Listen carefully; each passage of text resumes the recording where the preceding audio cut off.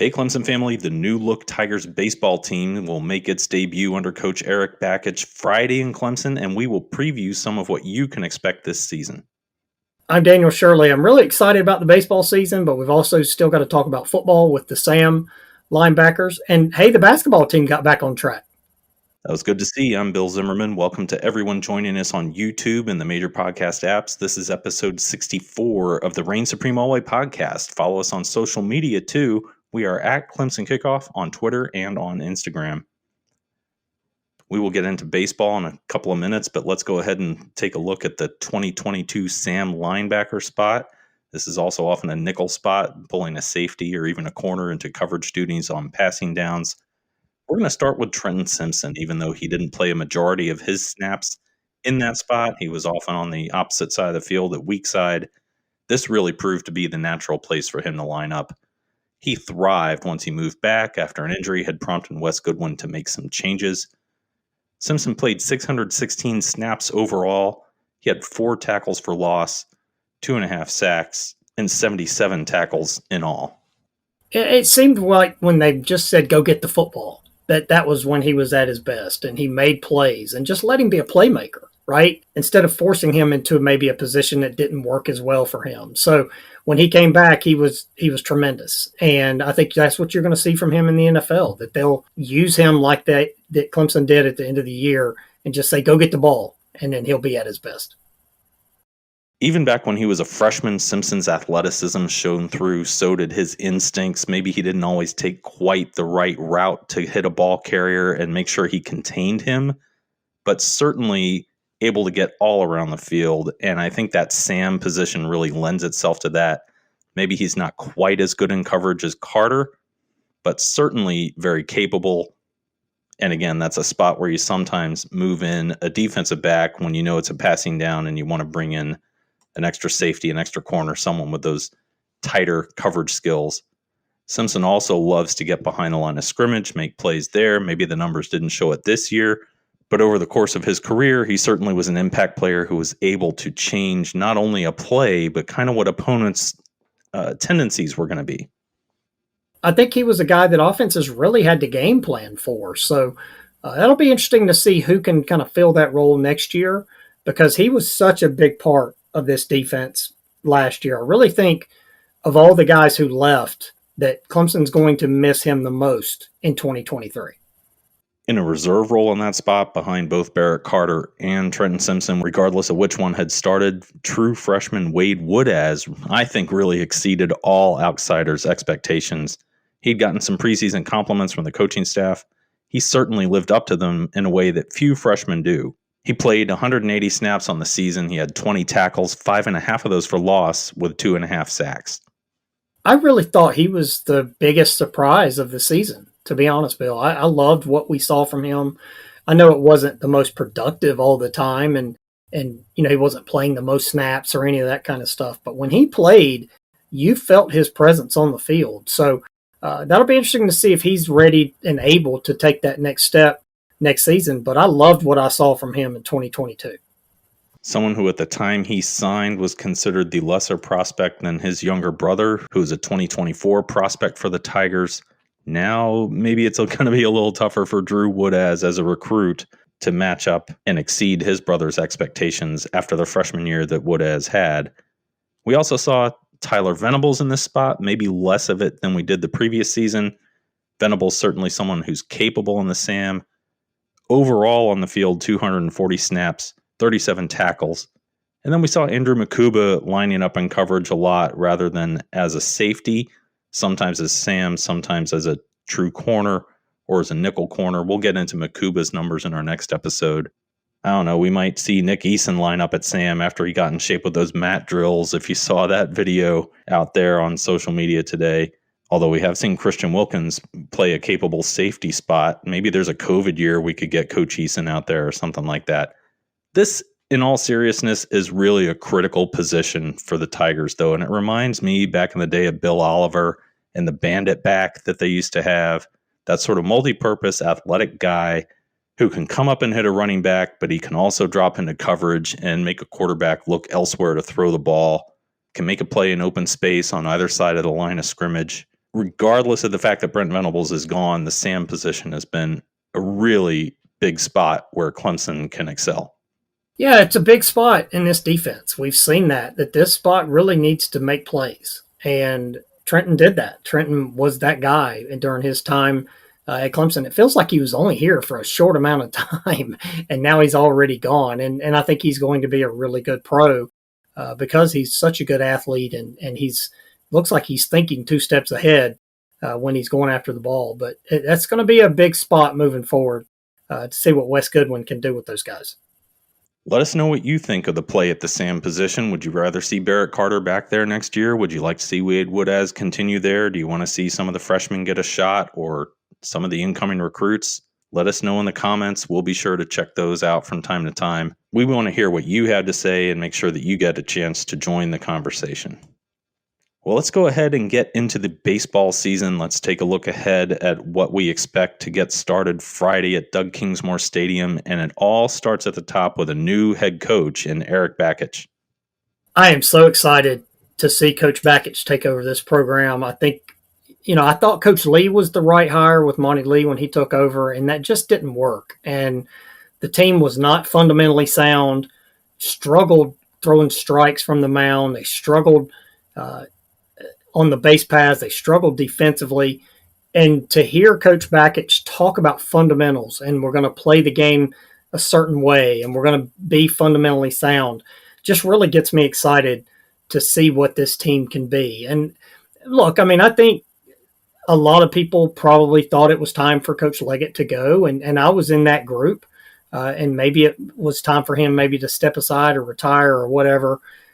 But it's great that he's back around the program. It was kind of a disservice to the program that he wasn't around the program these last few years. And I know with a new coach, you want to set your own program, and maybe you don't want the previous guy kind of hanging around. And it was kind of nasty the way that was handled between Coach Leggett and the university.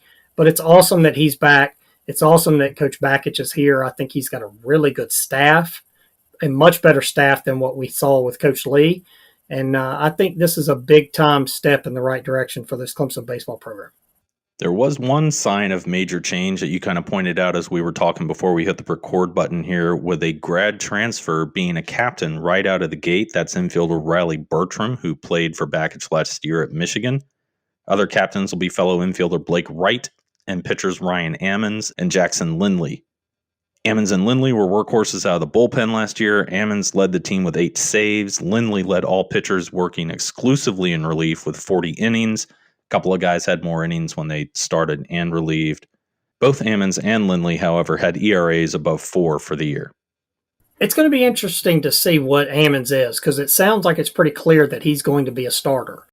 And how does his talent translate to that? I think it does. I really do. And from everything we've heard, the focus is really on throwing strikes off the fastball and build everything off of that. And that's been a problem for this program the last few years. A lot of walks and a lot of problem getting the ball into the zone. So this is just it's a new way of looking at things, or maybe it's an old way of looking at things as opposed to the new way.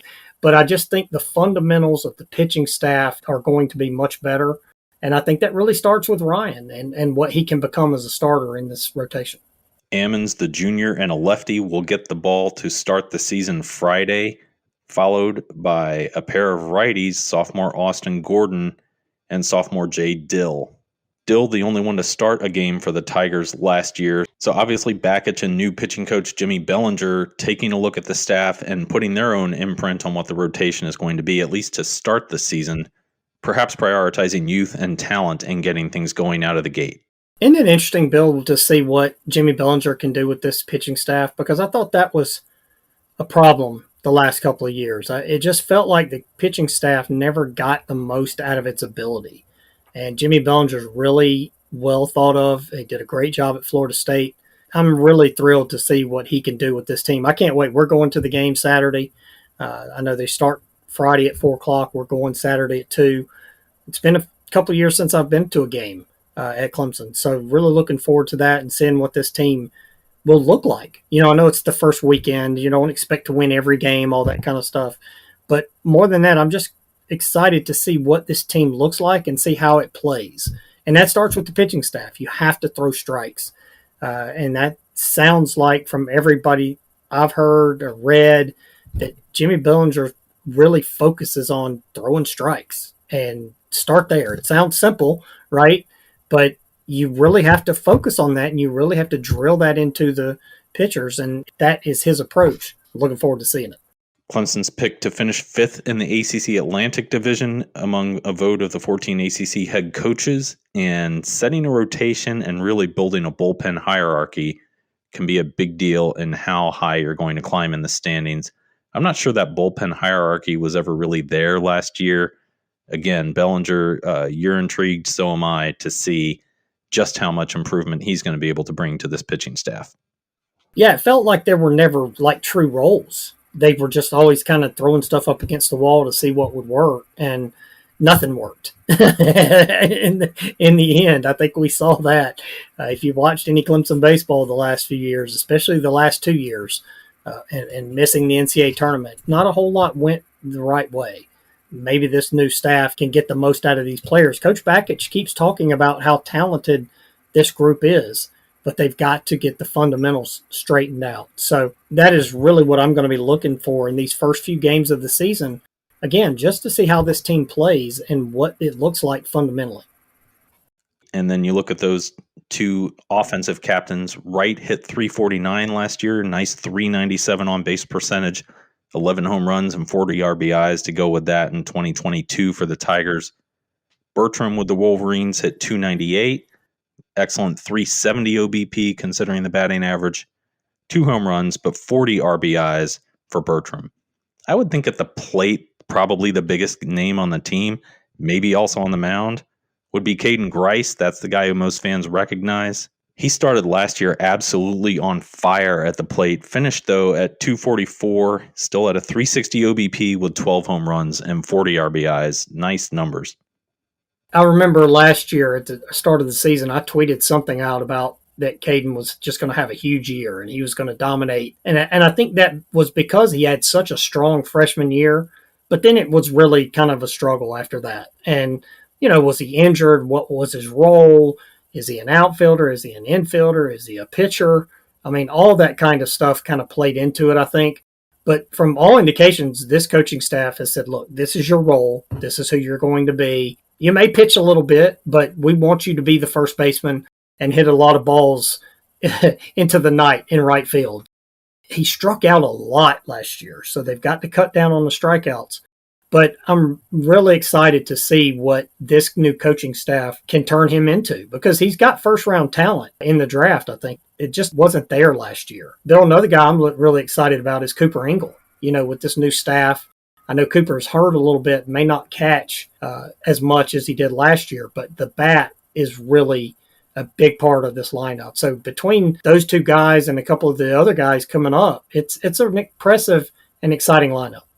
And that's not even factoring in the return of Will Taylor, really at full strength. He did get out there for 13 games late last season in his recovery from ACL surgery. That was a football injury for him. Did hit 260 in those 13 games, a nice 397 on base percentage, 1 home run, 4 RBIs. If he's full speed and can replicate that on base percentage, that's someone who can end up being a real spark plug, maybe even at the top of the order for the Tigers. Tigers open the season at home Friday night and through Sunday against Binghamton. Be sure to check that out and keep an eye out for that on streaming if you can't make it to Tiger Field at Doug Kingsmore Stadium. Be sure to check out our homepage, ClemsonKickoff.com. You can check out the archive of all our episodes, including our softball preview that we did earlier and all our previous position previews as well. Let's go ahead and get into men's basketball. A nice bounce back for the Tigers. I don't think that it was surprising that they beat the Seminoles. I did find it surprising that they put it all together and just blew them out in, what was it, a 40-point win? Yeah, biggest ACC win in the program's history. And, I mean, it's a long history, maybe not as many wins as a lot of the other ACC teams, but a really impressive performance start to finish. They jumped out early. Chase Hunter looked like he found his stroke a little bit, or a lot, and got back on track. PJ Hall played really, really well. And then they got some contributions from a lot of different guys in that game against the Seminoles, and tied the record for most wins in the ACC for Clemson with 11. So that's a big milestone as well. But I really thought it was just an impressive recovery from what we had seen the past 3 games. I know they played pretty well against Miami and lost that game. They didn't play well against BC or North Carolina, but it was a tough stretch for a couple of weeks, and they got back on track. Now we've got to see if they can continue that coming up Saturday at Louisville. Tigers now in 4th place in the ACC standings, a game behind Pitt and Virginia, half a game behind Miami. They stand to have a decent seed in the ACC tournament coming up next month. I just wonder if they can find their way all the way back to the top spot in the conference at this point. But the way they played against a well-coached team under Leonard Hamilton gives you reason to think that maybe they can get back to that top form at just the right time. Yeah, maybe. I mean, it really kind of depends on how they play Saturday against Louisville. They've got a couple of these games where it's not really going to help them if they win as far as the NCAA metrics, but they can't lose them. And it's that game Saturday against Louisville and then Notre Dame to end the regular season. But then in between that, they've got Syracuse at home and then at NC State and at Virginia. If they could win those 3 games, the game Saturday, if they could beat Syracuse and then beat Notre Dame and maybe squeeze out one of these other games with NC State or Virginia, they might have a chance, Bill, because then those are teams that they're competing with for that top spot. And if they can't get the top spot, at least get one of those top 4 seeds in the ACC tournament and get the double bye. 7 p.m. Saturday against Louisville. How are the Cardinals 3-23 and 1-14 in the conference? That's just a mystery to me. A win is a win is a win at this point, and you want to keep piling them up and build momentum going into March Madness. We will keep you posted on everything happening around campus via our social media accounts at Clemson Kickoff on Twitter and on Instagram. Be sure to hit subscribe so that you'll know whenever we post an episode, and we'll make sure we bring you all the big news around Clemson sports during episodes and in between. Until next time, I'm Bill Zimmerman. I'm Daniel Shirley. Go Tigers.